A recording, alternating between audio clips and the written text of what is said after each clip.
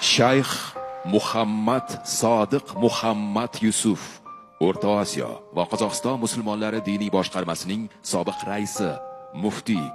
Mukofot Shayx Muhammad Sodiq Muhammad Yusufning o'g'li Muhammad Yusuf Ismoil Muhammad Sodiqqa topshiriladi.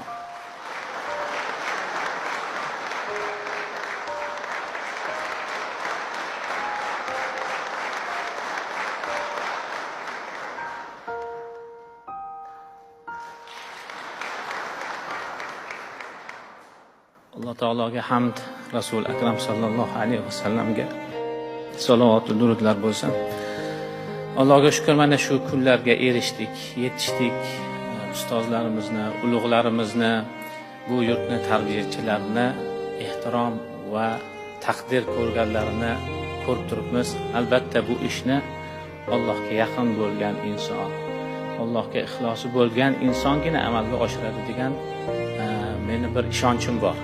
Chunki mana shu zotlar yashab o'tishgan davrlarda bu ishlar amalga oshmadi.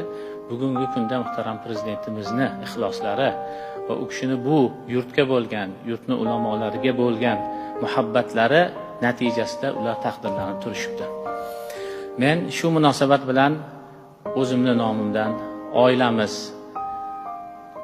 ustozimiz Shayx Ziyovuddin Eshon boboxon va Shayx Muhammad Sodiq Muhammad Yusuf hazratlarini safdoshlari, ularning yelkadoshlari, shogirdlari va ko'plab muxlislari, qolaversa xalqimizning nomidan muhtaram prezidentimizga samimiy tashakkurlarni izhor qilaman. Katta rahmat. Albatta bu ulug'larimiz hayotlarini mana shu xalqimizni ma'rifati, uni ilmi va ixlos va e'tiqodi uchun sarflashgan.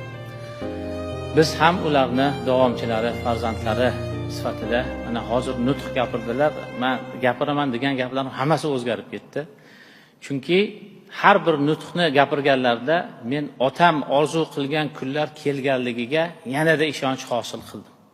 Har bir gapirgan gaplarda otamning gaplarini esladim. U kishi mana shunday hayotni, mana shunday ilm ma'rifatni orzu qilib yashagan inson edilar. Alhamdulillah, Allohning fazli bilan bugungi kunda muhtaram prezidentimizni sa'y harakatlari bilan bu narsalar ro'yobga chiqib turibdi. Yana bir bor rahmat deyman. Bu ulug' yuqori ehtirom va bu berilgan mukofotni albatta biz o'zimiz uchun sharaf deb bilamiz. Shu bilan birgalikda katta mas'uliyat deb qabul qilamiz. Shu zotlarni farzandi, shu zotlarni shogirdi sifatida siz olib borayotgan bu islohotlar, yurt, xalq ravnaqi uchun qilayotgan sa'y harakatlaringizda albatta sizni yoningizdamiz, kamarbastamiz, hamma xizmatga tayyormiz. Alloh taolo sizga uzoq umr ato qilsin. Ulug'larimizni siylabsiz, ulug'larimizni ehtirom qilibsiz. Dunyo va oxiratda sizni aziz mukarram qilsin. Sizga har bir yaxshilikni eshigini ochsin. Ajr savoblarni doimo qilib borishligingizda Alloh taolo o'zi madadkor bo'lsin. Yana bir bor rahmat, salom.